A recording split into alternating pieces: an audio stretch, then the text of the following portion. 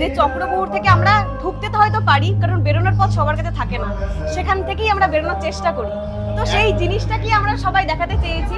Whole নাইটে এখন মানুষের যেন মানে উত্তেজনা বলো বা মানে ঠাকুর দেখার যে ব্যাপারটা সেটা আরো অনেক বেশি। তো আমরা চেষ্টা করছি সেটাকে হোল নাইট অব্দি টানার, যাতে সবাই আসুক। হোল নাইটও আমরা পুরো ব্যবস্থা রাখবো। হেই এভরিওয়ান, আজ তৃতীয়া, দেবীপক্ষের সূচনা হয়ে গেছে। আজ চলে এসেছি বেলঘড়িয়া দেওয়ানপাড়া মাঠ, পথের সাথী ক্লাবের উদ্যোগে মায়ের পুজো।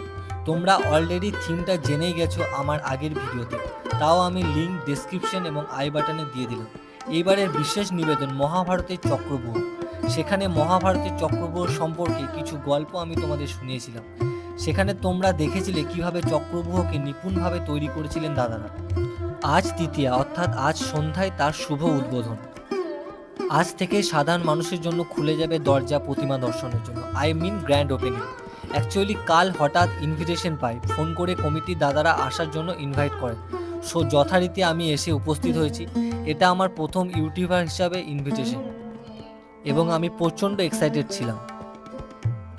আমাদের ইউটিউবারদেরকে উত্তরীয় দিয়ে সম্মানিত করলো এই ক্লাবের সদস্যরা এবং ডিনারের ব্যবস্থাও করেছিলেন। খুবই সুন্দর আয়োজন ছিল ওনাদের। সত্যি এই সম্মানগুলো পাওয়া কেবল তোমাদের জন্য সম্ভব হয়েছে।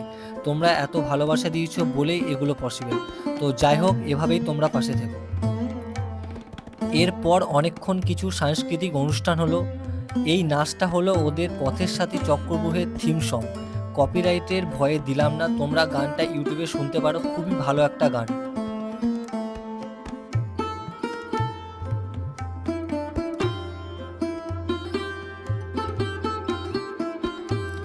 চলুন এরপর ওখানকার কমিটি দিদিদের কিছু কথা শুনে। থিমটা মেইনলি বোঝাতে চেয়েছে, এখানে খুবই খুশি। তাই ভিড়, প্রচন্ড ভিড় হবেই হবে। তৃতীয়াতে যখন এরকম মানুষ এসেছে, একটা ব্যান্ড পারফরম্যান্স আছে, পরবর্তী দিনগুলোতে আরো ব্যান্ড পারফরম্যান্স আছে, নাচ গান আছে। হোল নাইটে এখন মানুষের যেন মানে উত্তেজনা বলো বা মানে ঠাকুর দেখার যে ব্যাপারটা সেটা আরো অনেক বেশি।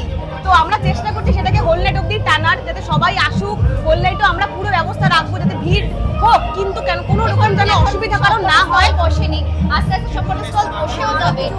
অবশ্যই, অবশ্যই আরো কিছু হবে, এখনো কাজ চলছে। তারপরে কমে একটা ভিড় এত কমে দারুণ কম নয়, যথেষ্ট আমাদের আছে।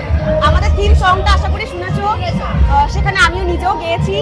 তো এখানে আরো অনেকটা আর এখন এরপর শুনে নেব ওখানকার দাদাদের কিছু কথা।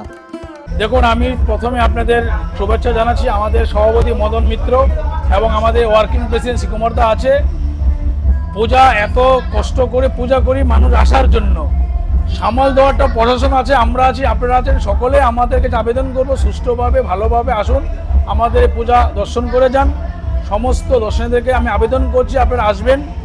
বেলঘড়িয়া স্টেশন থেকে নেমে পায়ে হেঁটে feeder road, 203 bus stand, BT road দিয়েও আপনি আসতে পারেন। 1 মিনিটের রাস্তা, বিটি রোড থেকে জেনিদের সামনে দিয়ে হেঁটে রাস্তা। সকলকে আমি শুভেচ্ছা জানাচ্ছি। এবং আমাদের পূজা এবার চক্রব্যূহ, আমি চাই আপনাদের মাধ্যমে সবাইকে আসুন, আমাদের পূজা দর্শন করে যান। আপনি বুঝতে পারছেন এখন যত ভিড় হচ্ছে, মানুষ কখন ভিড় হয়, যখন মানুষ এসে দেখে কিছু নতুন কোনো জিনিস। তাই আপনাদেরকে আমি বলবো যে আপনারা আসুন, আমাদের এই পূজা পরিদর্শন করে যান। দাদা, একদিকে বৃষ্টি, আবহাওয়া তো শুনতে পাওয়া যায় ভারীতে অতিবারই বৃষ্টি, আপনি কি করবে পরে? প্রকৃতির সাথে কেউ লড়তে পারে না, সবটাই মার উপরে ভরসা, মা নিশ্চয়ই দেখবেন। আমাদের মনে হয় যে এই যে আজকে বোধহয় তৃতীয়া, তাই যা ঢল দেখছেন লোকে আসছে, আমার মনে হয় পুজোর সময় এই পুরো ফিডার রোডটা জ্যাম হয়ে যাবে। আমরা পুলিশ কমিশনের সাথে কথা বলেছি যাতে গাড়ি নর্মাল চলতে পারে। আর যারা আমাদের ঠাকুর দেখতে আসবেন, বেলঘড়িয়া স্টেশন থেকে হাঁটা পথে 8-9 মিনিট, 234 বাসে এলে একেবারে তার উল্টো দিকে বাস স্ট্যান্ডের বিটি রোড থেকে কাছে। আমার মনে হয় যত দিন যাবে মানুষের ঢল নামবে। আর বৃষ্টির কথা তো কিছু বলা যায় না। আমার মনে হয় বৃষ্টি যদি ঝিরঝিরে হয়, মানুষ ছাতা নিয়ে ঠাকুর দেখবে। এখন যদি ভাসিয়ে দেয় তবে সেই রকম কিন্তু পূর্বাভাস নেই। আমার মনে হয় মানুষের ঢল নামবে। মানুষ, এইটা বাঙালির সেরা পুজো। পুজো মানে আমাদের সেরা উৎসব।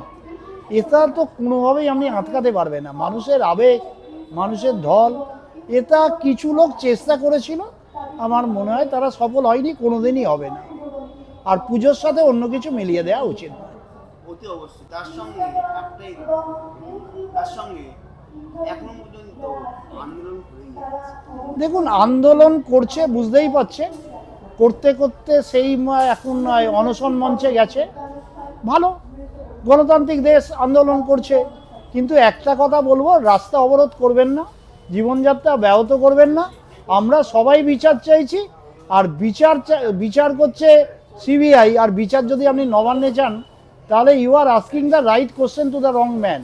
You will have to go to the right place, the place is CBI, you go there. আমরা সবাই বলছি বিচার চাই, আমরা মনে প্রাণে চাইছি বিচার হোক, সেতে একজন থাকুক 10 জন থাকুক, সবার শাস্তি হোক। আপনারা পুরোটাই দেখলেন, কেমন লাগলো অবশ্যই লিখে জানাবেন। সকলে ভালোভাবে পুজো কাটান, ভালো থাকুন, সুস্থ থাকুন, টাটা।